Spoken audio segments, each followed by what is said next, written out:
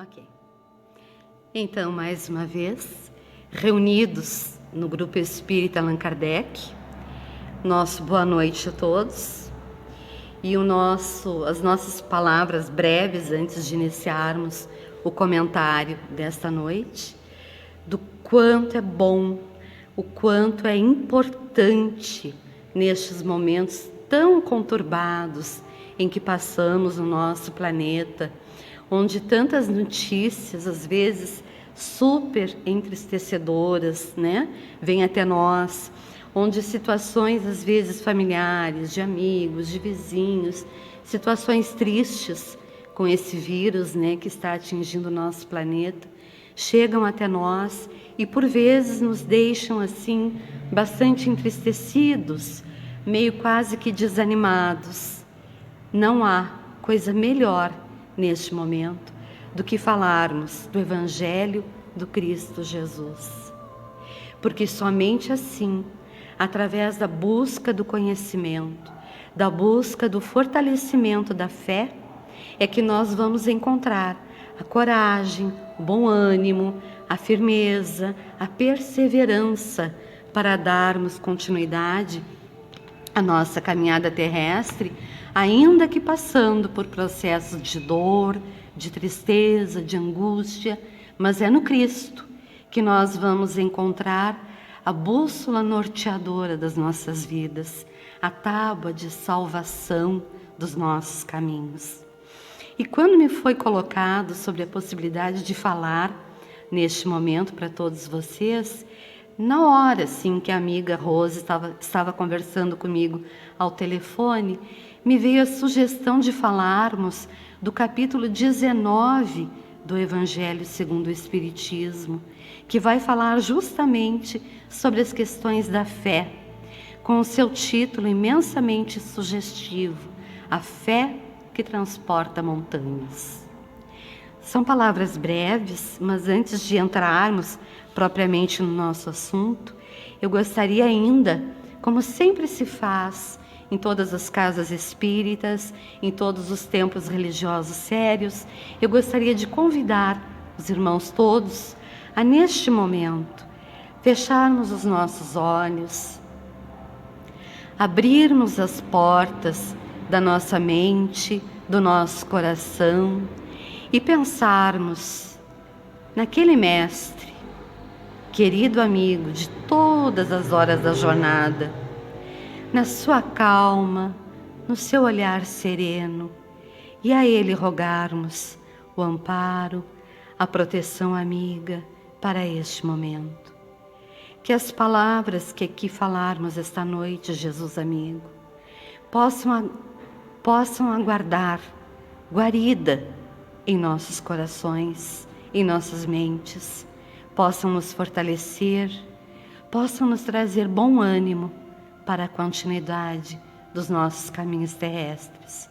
Que em teu nome, Jesus, em teu nome, Senhor, em nome desta equipe amiga que com certeza está conosco, que assim seja. Antes ainda de entrarmos propriamente no Evangelho, nós estávamos estudando, porque a gente estuda muito, né? Precisamos estudar, porque quando nos é ofertada a tarefa de falar do Evangelho do Cristo, com certeza absoluta, os espíritos amigos que nos conhecem sempre, né?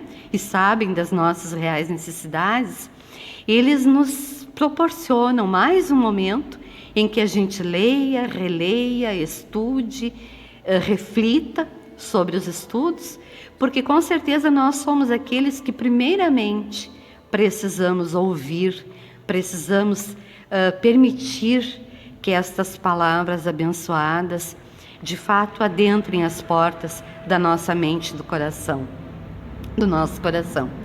E aí nós fomos pesquisar lá no Livro dos Espíritos, bem no início ali, quando fala dos princípios da doutrina espírita, que falam sobre a imortalidade da alma, a natureza dos espíritos e as suas relações com os homens, as leis morais, a vida presente, a vida futura, o porvir da humanidade, segundo os ensinos dados por espíritos superiores, com a supervisão e o concurso de todos eles, não é? Coordenados por Allan Kardec. Porque nós sabemos que Kardec, ao escrever cada uma das obras básicas, e elas são 5, né, nós já sabemos, o Evangelho em si, o que ele vem nos trazer? O Evangelho de Jesus, segundo a doutrina espírita, ele nos traz a explicação das máximas morais do Cristo, a sua concordância com a doutrina dos espíritos e a sua aplicação às diversas situações da nossa vida. E nós gostaríamos de comentar esse último trechinho, né? O que nos diz o Evangelho? Ele nos explica as máximas morais de Jesus, a sua concordância com a doutrina dos espíritos, ou seja, com tudo aquilo que nós comentávamos antes, inclusive e muito principalmente sobre a relação, todo o processo de relacionamento que existe entre o plano espiritual e o nosso plano carnal, as nossas relações espírito a espírito. Então este Evangelho, ele vem nos trazer uma proposta que alia tudo isso, aplicando estes ensinamentos às diversas situações da nossa vida. Porque neste sentido, então, o Evangelho de Jesus, segundo a doutrina espírita, ele vem ser a bússola norteadora dos nossos caminhos. E como eu falava lá no comecinho, nada melhor do que em momentos tão difíceis quanto estes que nós estamos vivendo, que nós busquemos no Evangelho do Cristo o suporte, a coragem, o bom ânimo, a renovação da nossa fé. Porque todos nós temos fé, com certeza absoluta. Inclusive, há alguns anos atrás, eu li numa obra do Francisco Cândido Xavier, um livrinho de bolso. Se não me falha a memória agora, porque ela tem falhado bastante, né? Sabe como é que é? A idade vai chegando, a memória vai sumindo. Me parece que é Confia e Segue, o título da obra. E ali Emmanuel vai falar que há muitas pessoas que dizem assim, eu não tenho fé, eu não acredito em nada. E aí Emmanuel coloca que é um ledo engano, porque todas as criaturas, mesmo aquelas que se dizem, né, ateus, mesmo estes, eles têm fé. Porque eles acreditam, né, eles têm fé, por exemplo, no motorista do ônibus que eles pegam para chegar ao trabalho, né? Eles sabem, acreditam que essa pessoa vai conduzi-los em segurança até lá, e isso não deixa de ser fé. Emmanuel ainda coloca assim, a pessoa acredita naquele que lhe prepara o alimento todos os dias, na certeza, na confiança, e fé é confiança, de que essa pessoa vai preparar o melhor alimento. E aí ele vai dando inúmeros outros exemplos, nós não vamos nos prolongar agora, de que todos, mesmo que minimamente, mesmo que não seja do ponto de vista religioso, mas todos têm fé em alguém ou alguma coisa. Então, a fé é justamente, não é? E nós até fomos pesquisar o que quer dizer essa palavra. Fomos lá no dicionário e nos diz assim, a fé é a crença religiosa, a confiança, a adesão do ser, né, do homem, ao que considera verdadeiro. É fidelidade a promessas e compromissos. E nós pensamos muito quando estávamos lendo, não é? Nesta questão da fidelidade a promessas e compromissos, esta confiança. E aí nos reportamos, não é? Lá os primeiros cristãos, aqueles espíritos que, conhecedores das leis de Deus, não é? Se entregavam de coração aberto, orando, entoando hinos ao Senhor para serem devorados pelos leões nas arenas, que foi um dos momentos mais marcantes eu acredito, da história do cristianismo, porque aqueles todos que estavam congregados ali naquele momento para ver aquele espetáculo, né? Porque era um espetáculo grandioso, aquela época, não conseguiam entender como é que aquelas pessoas, sabendo que iriam morrer, que iriam ser devorados por feras, estavam tão tranquilas. Oravam ao seu Senhor, ao seu Deus, entoavam hinos, hosanas ao Senhor. Nada, meus amigos, com certeza absoluta, nada naquele momento poderia melhor inspirar aquelas pessoas, aqueles espíritos, do que a fé. Porque eles sabiam que era apenas um momento. E por mais difícil que fosse, eles acreditavam que, passado aquele momento, eles iriam se encontrar com o seu Deus, com os seus amigos espirituais.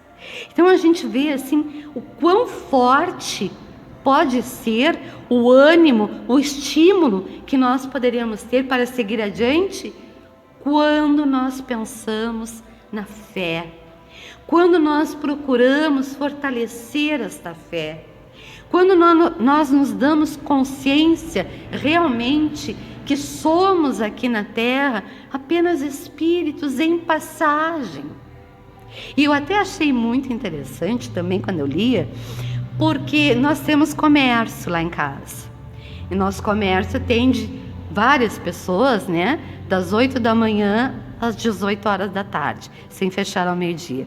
E às vezes chegam pessoas que começam a conversar, e a gente conversa, claro, né? De máscara, distanciados e tal, mas a gente conversa.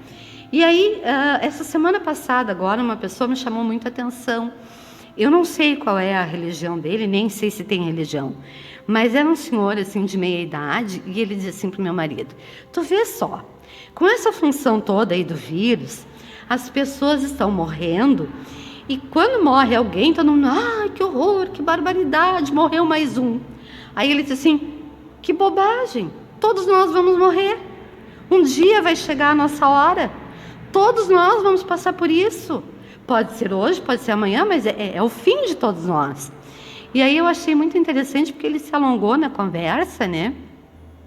E ele dizia bem assim, realmente, né? Todos nós um dia vamos passar por isso. Uns vão morrer do vírus, outros num ataque cardíaco, outros num acidente, mas é inevitável, nós não vamos ficar para a semente. E realmente é inevitável, né? Um dia nós vamos passar por esse processo. Óbvio que existem situações muito dolorosas, muito difíceis, principalmente para a família, né? Afinal, com todo o conhecimento espiritual que nós temos, nenhum de nós quer ficar longe dos seus entes queridos. Nós ainda temos muito essa coisa do físico, né? De poder tocar, de poder abraçar, se bem que agora nem isso a gente pode, mas de saber, não, a minha mãe está lá em casa, meu pai está lá em casa, os meus filhos estão lá. A gente necessita desse contato.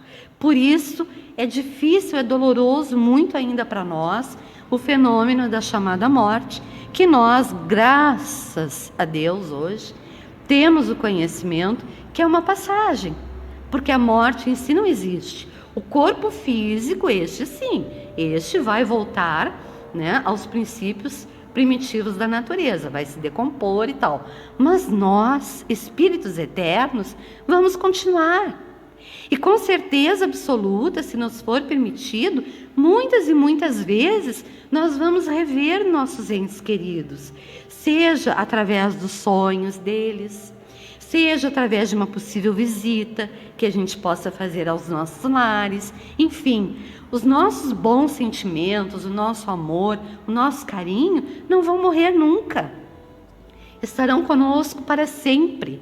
E uma das coisas que mais me anima nisso tudo ainda é a certeza absoluta, né?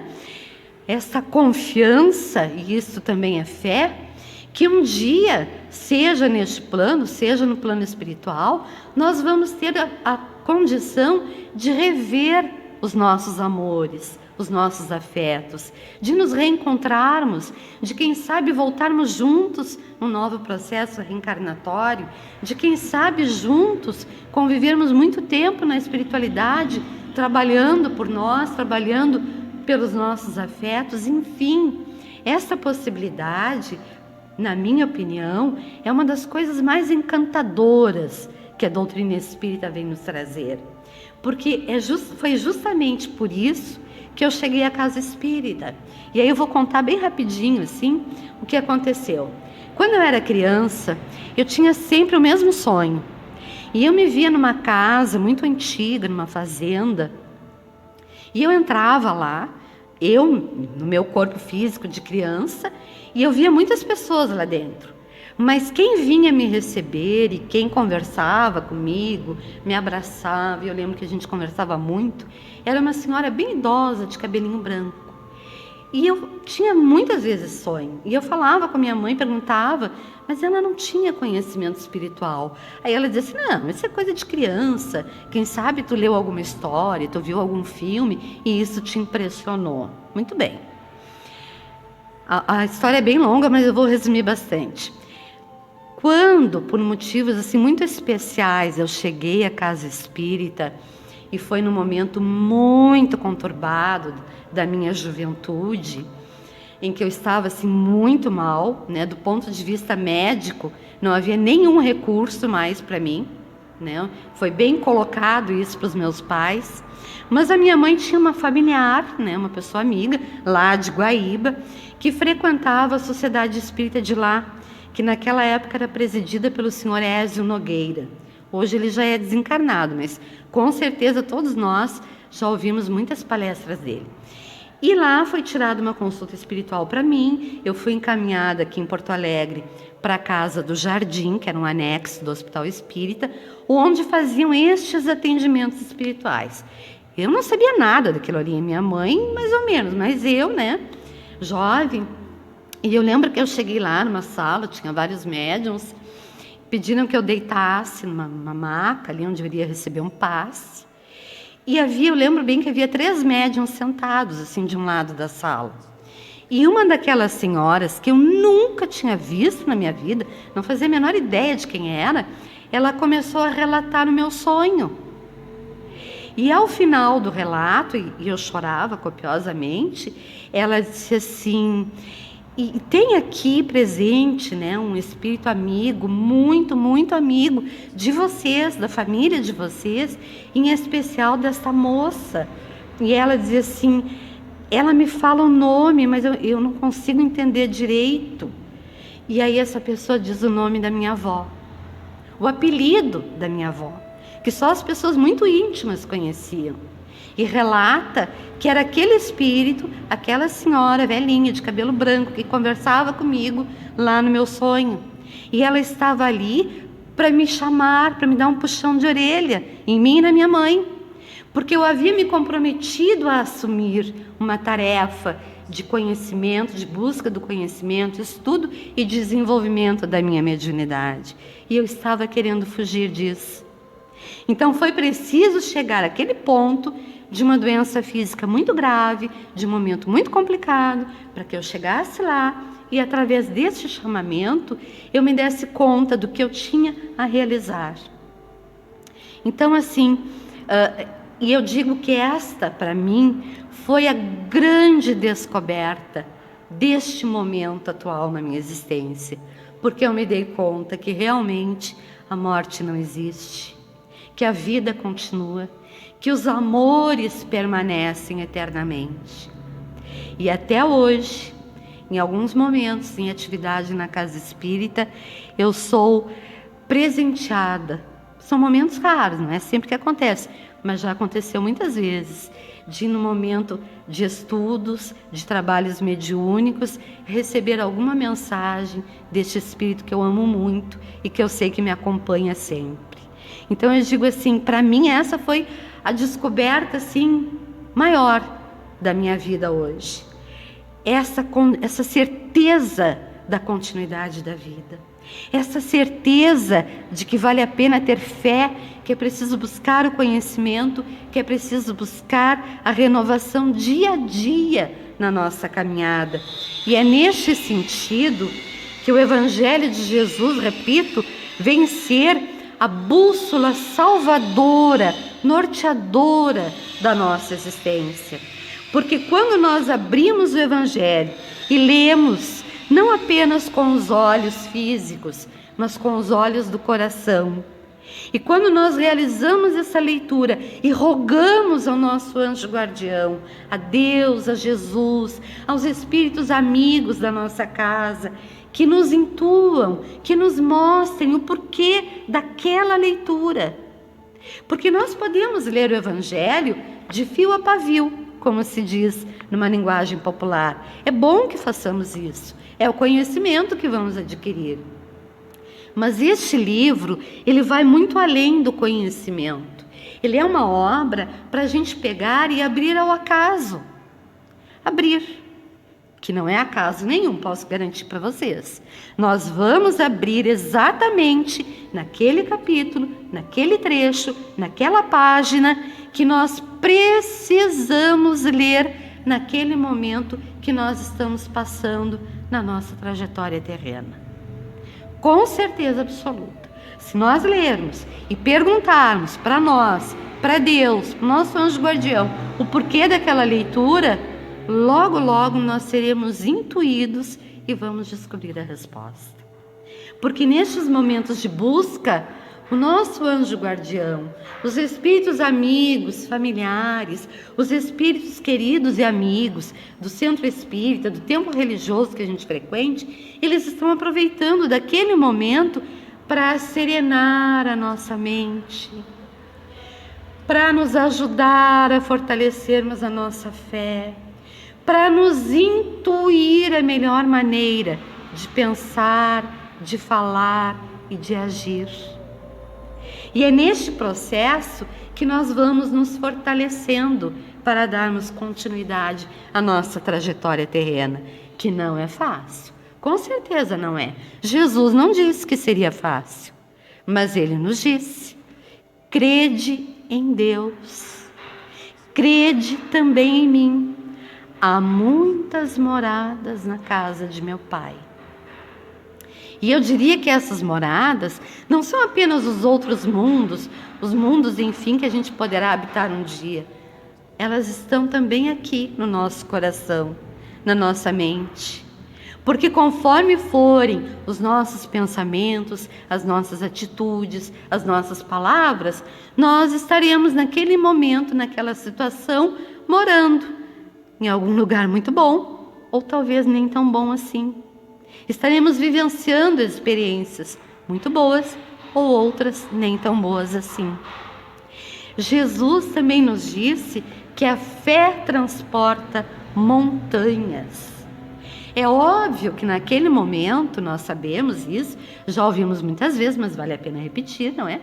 Naquele momento em que Jesus passou pelo nosso planeta, o planeta Terra, ele sabia que ele não podia falar com muita clareza sobre tudo, porque nós, espíritos terrestres, ali reencarnados naquele momento, não tínhamos ainda a condição moral, intelectual, espiritual, de entendermos em espírito e verdade a sua mensagem. Então o que ele fazia? Ele agia conosco como nós hoje fazemos com as crianças, ele contava histórias. E ele usava nessas histórias, as chamadas parábolas, figuras às vezes muito enérgicas. Imagina quando ele diz, né? Se tiverdes fé do tamanho de um grão de mostarda, direis aquele monte, passa-te daqui para lá, e ele irá passar. Ora, com certeza Jesus não estava falando que a gente ia mudar as montanhas de lugar só pela nossa vontade. Talvez um dia a gente até consiga, mas por enquanto ainda não temos essa condição. Mas o que ele queria dizer com isso? E ele sabia que com o nosso desenvolvimento, o nosso burilamento moral e espiritual, a conquista do conhecimento através deste outro Consolador, porque ele também disse: eu irei para a casa de meu Pai, mas enviarei a vós um outro Consolador, e este vos irá fazer relembrar tudo o que eu vos tenho dito e ainda vos ensinará muito mais. E graças a essa promessa do Cristo, nós temos hoje a doutrina espírita, que vem nos esclarecer sobre tudo que a gente precisa saber, que vem nos trazer este conhecimento que passa a ser então também uma bússola norteadora dos nossos caminhos. Porque através dele nós sabemos que Deus é um Pai extremamente justo, amoroso, misericordioso, sábio, e que não vai em momento algum nos castigar por nada, mas permite que a gente vivencie aquelas experiências, aquelas situações, aqueles momentos necessários ao abrandamento dos nossos corações, ao burilamento nosso enquanto espíritos eternos. Então, neste sentido, que montanhas são essas, não é? Que Jesus disse que a fé transporta, a nossa fé é capaz de transportar. Essas montanhas são as dificuldades, as resistências, a má vontade, em uma palavra, que encontramos entre os homens, mesmo quando se trata das melhores coisas. Os preconceitos da rotina, o interesse material, o egoísmo, a cegueira do fanatismo. E aí, em falando, eu vou fazer um parênteses, quando se fala na cegueira do fanatismo. Nós espíritas, e essa é uma das coisas que eu mais aprecio na doutrina, nós não temos nem queremos criticar qualquer religião, porque para nós, todos os templos religiosos sérios, que pregam as leis de Deus, que pregam o amor, a fé, a fraternidade, né? A ajuda ao próximo, são bons. Mas existem alguns, infelizmente, que pregam aquela fé cega, né? Que vem a ser o fanatismo. E para que melhor exemplo do que isso em tempos de pandemia? Infelizmente, um exemplo bastante doloroso, né? Do que está acontecendo lá na Índia. Eu lembro que talvez uns 15, 20 dias atrás, eu não sei nem o que é lá que eles estavam reverenciando, e festejando o Deus deles, não sei, alguma coisa do ponto de vista religioso. E eram centenas, milhares de pessoas na rua, uma juntinha da outra, sem máscara, sem cuidado nenhum. E aí o meu marido disse assim, meu Deus, nós estávamos vendo na televisão, né? E ele disse, meu Deus, essa gente está enlouquecida. Olha o que eles estão fazendo em plena pandemia. E aí eu disse assim, não é loucura, né? É falta de conhecimento, é o fanatismo. E aí o repórter, né, ainda entrevistou um senhor já de cabelos grisalhos, que ele dizia assim, o nosso líder, eu nem sei o nome, não prestei atenção, nos disse que se nós temos fé, esse bichinho não vai nos pegar, porque nós estamos com Deus. E eu disse assim, meu Deus, olha quanta ignorância, coitados, né? E olha, hoje, a situação triste, dramática, entristecedora, infeliz dessas criaturas. Então isso é fanatismo. Porque Deus existe, nos ama, nos criou para o amor, para a felicidade, para o bem, mas nos propiciou o conhecimento das suas leis. A doutrina espírita nos pede justamente o estudo, a reflexão, para que a nossa fé possa estar baseada na razão. Então nós espíritas sabemos, Deus nos ama? Nos ama. É misericordioso? É misericordioso. Permite que nós estejamos hoje passando por todo esse processo de pandemia? Sim, é necessário. Infelizmente é necessário, dada a dureza ainda dos nossos corações. A necessidade de, através de um processo tão difícil, tão doloroso, tão sofrido, a gente repensar mais e buscarmos mais as coisas de Deus. E buscarmos também acreditarmos mais na medicina, na ciência, e buscarmos seguir os conselhos da ciência, porque eles sabem o que estão falando, né? E nós precisamos, não é porque a gente tem fé que a gente vai esquecer tudo que o médico fala, não, ao contrário, é porque nós temos fé que nós vamos seguir as orientações, rogando sempre a ajuda espiritual necessária para que tudo dê certo. E se por acaso não der, se tivermos que passar pelo processo do desencarne, nós sabemos que é um processo natural. Vai acontecer agora, como poderia ter acontecido algum tempo atrás, como iria acontecer amanhã, é da lei de Deus, é físico. É um processo físico necessário ainda para o nosso progresso também, não é? Então, assim, a nossa fé, ela tem que ser uma fé baseada na razão, na busca do conhecimento e na vivência deste conhecimento. Porque ela também não pode ser uma fé morta. Não adianta nós conhecermos todas as obras espíritas e cristãs do mundo e ficarmos ali só no conhecimento. Não. A nossa fé tem que ser forte, firme, perseverante e ativa. Nós temos que transformar este conhecimento num processo de melhoramento das nossas relações sociais. Nós temos que ser mais fraternos. Nós temos que aprender a acordar de manhã e dar um bom dia com um sorriso para o nosso esposo, para a nossa esposa, o que não é tarefa fácil. Digo para vocês, eu sei que não é, né? Porque nós ainda não temos aquele casamento perfeito. Nós temos que ter aquela fé que vai olhar para o nosso filho quando chega da escola. Agora nem chega, né? Agora a aula é pela internet. Mas nós temos que ter aquela fé de chegar para ele e perguntar: o que tu viu hoje na escola? O que o professor ou a professora te falou? O que tu achou de tudo isso? A nossa fé tem que ser participativa, tem que ser ativa, tem que ser vibrante. Nós temos que olhar para aquele nosso vizinho, para aquela nossa vizinha, que às vezes a gente nem simpatiza muito, né? Mas nós temos que olhar para eles com bons olhos, apesar de tudo. Nós temos que ir lá no ônibus, quando vamos ao trabalho, né? E alguém passa por nós, assim, rápido, às vezes pisa no nosso pé, e a gente pensa, assim, dizer alguma coisa bem danadinha, né? Aí nós temos que, não, parem um pouquinho, não é assim. Eu tenho que me comportar.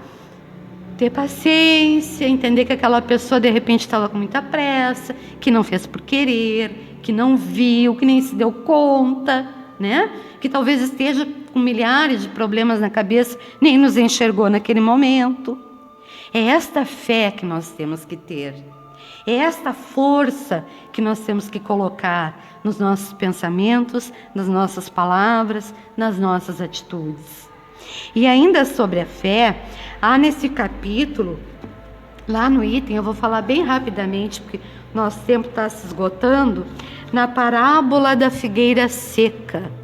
E aqui nos diz, né, no item ali, que Jesus teria amaldiçoado uma figueira, porque ele estava com fome e ela não tinha figos.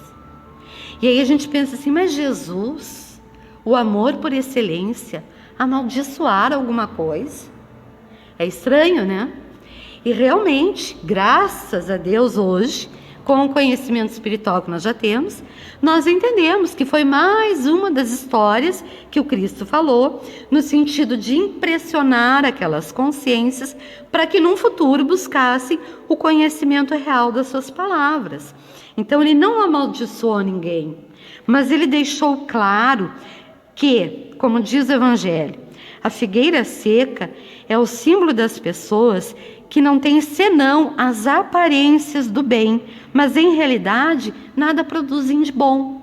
É aquilo que eu falava antes. Não adianta a gente ter todo o conhecimento do mundo, estudar tudo que for possível, ser um cabedal de ideias espíritas, ou sei lá eu, de qualquer outra religião, se nós não colocarmos isso em ação no nosso dia a dia.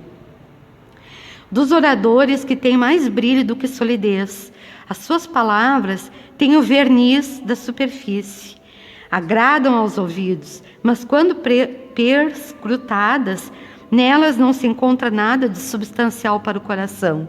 Depois de tê-las ouvido, pergunta-se que proveito nós tiramos disso.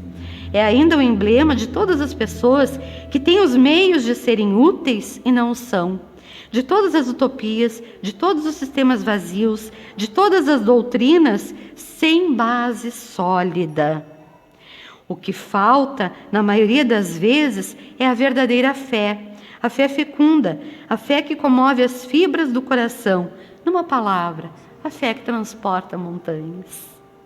E ainda sobre isto, eu gosto muito, me perdoem aqueles que já ouviram, porque eu já falei disso muitas vezes, mas é uma história belíssima, que eu ouvi ou melhor, eu vi num programa de televisão há mais ou menos uns 20 anos atrás. Falava sobre curas, né?